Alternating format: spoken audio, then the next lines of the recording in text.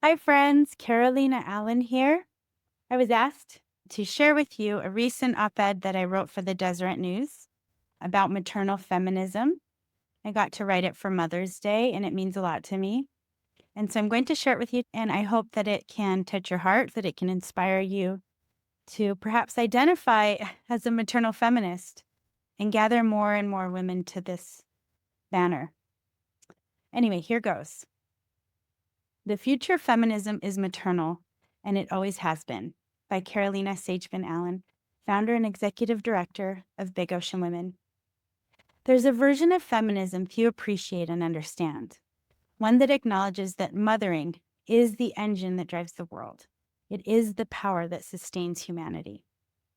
In the unfolding story of the global women's movement, we often hear of waves, distinct periods of struggle, change, and progress.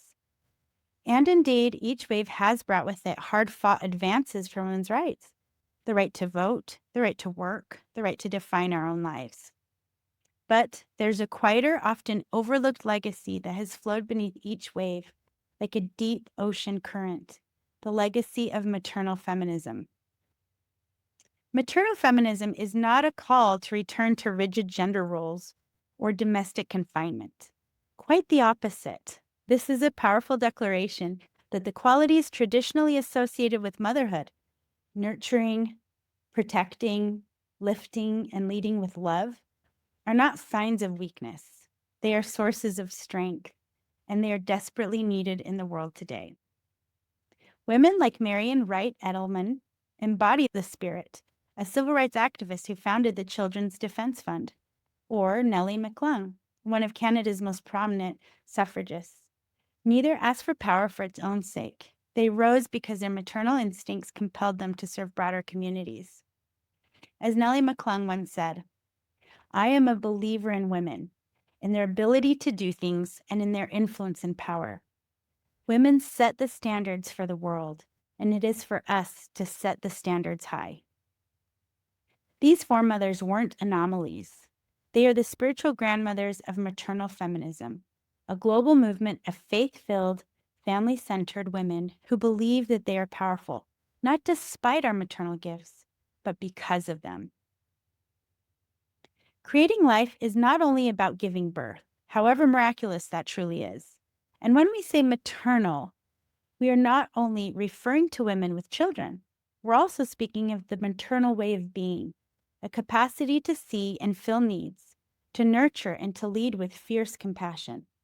This includes women who mother communities, mentor youth, and tend to their neighbors, all intentional women who shape our culture for the better. As Rebecca Walker, author of Choosing Motherhood After a Lifetime of Ambivalence, shared, "Becoming a mother has made me a better person. It has humbled me, made me more compassionate, more patient, and more present. It has expanded my capacity for love in ways I never had imagined." And yet, even as we recognize the miracle of mothers, we must also acknowledge their pain. Many mothers today aren't just raising children, they're doing it alone and through tremendous obstacles. Many over the years have emphasized mothering as an engine that drives the world and a power that sustains humanity, echoing the poet William Ross Wallace, who wrote, "The hand that rocks the cradle is the hand that rules the world." When we reject this truth, it's not empowerment, it is ultimate erasure of women, and it's also further unraveling of the human family itself.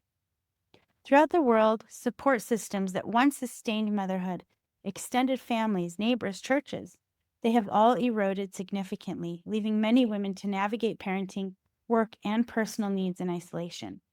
This fragmentation has led not only to exhaustion, but to a quiet crisis, the loss of confidence in maternal instinct. Many women have been left doubting their natural capacity to nurture, sensing that society no longer honors or upholds their role. Is it any wonder that birth rates are falling at an alarming rate? In many places, the future of entire nations is at risk, not from war or disease, but from a collective refusal to welcome and raise the next generation.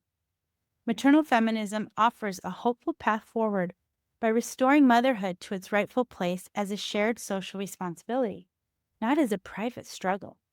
It calls us to reweave the fabric of the family and community, where mothers are no longer isolated, but supported, encouraged, and strengthened by one another. When we lift mothers, we fortify the foundation of society itself, recognizing that that nurturing the next generation is not just a personal role, but a sacred collective calling.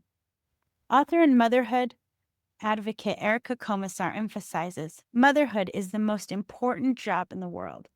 This important job builds the human beings who will shape every corner of society, and that formation begins in the arms of a fully awake and empowered mother. In the age where motherhood is often sidelined in the name of progress, Komisar adds, we need a feminism that honors a mother's presence as essential to a child's emotional foundation and that values nurturing as a radical act of societal healing. For too long, popular culture has viewed our biological uniqueness as inconvenient or irrelevant, a liability at worst, and an afterthought at best.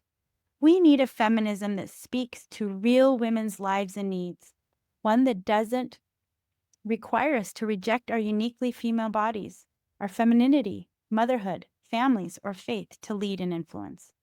Because of this, it's essential to speak plainly about the reality too often avoided in modern discourse: biology. More than 500 million women and girls today suffer from period poverty. Because of the natural rhythms of their uniquely female bodies, daughters are perceived as intrinsically inferior to sons and denied basic educational opportunities. Many are excluded from participation not only in public life, but are also found voiceless within the family context. At the same time, the commodification of female bodies persists, with 7 out of 10 victims of sex trafficking being women and girls. The Women's Stats Project, which tracks over 350 variables related to women's lives, confirms a powerful truth. The security and behavior of places we live are directly linked to the situation and safety of women within them. These are not peripheral issues. Recognizing biological realities is key to creating real solutions that uplift women and in turn strengthen entire societies. Ironically, many modern feminist stances overlook the lived realities of women across cultures, faiths, and socioeconomic backgrounds, often dismissing the vital unseen work done in homes and hearts in favor of what happens in boardrooms and ballots. A broader feminist view takes seriously what's happening in homes, houses of worship, and the quiet strength of women everywhere, not to dominate or divide, but to serve and heal. Maternal feminism offers a path to truly elevate the status of women in ways that resonate globally.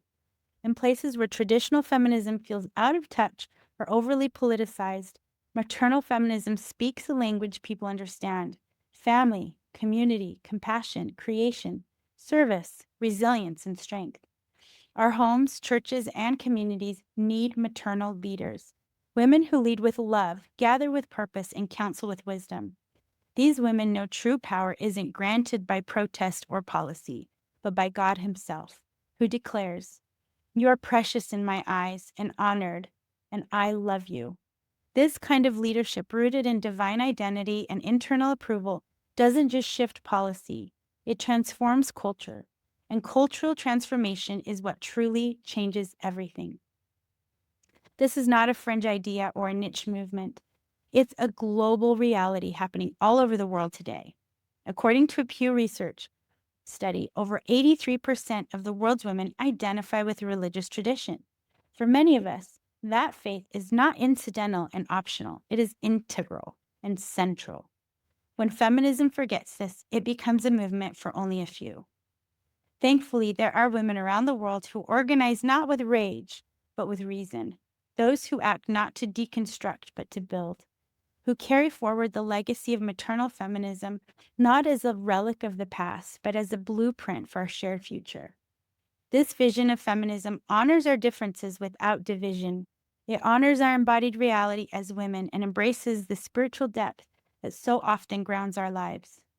No one is required to choose between public influence and private nurture. Rather, we can remain rooted in the belief that the home is the foundation of every society, and healing the world begins right there, around dinner tables and bedside prayer. We as mothers of faith are not just another wave. We are the ocean, a vast, deep, steady force of women who believe in our divine identity, in the eternal value of families, and in our maternal call to lift and love. In the end, feminism isn't just about what we achieve, it's about what we become and what we inspire others to become in the process. The next chapter of feminism in the world will happen not by discarding our maternal power, but by reclaiming it. Because the future of feminism is maternal, and it always has been.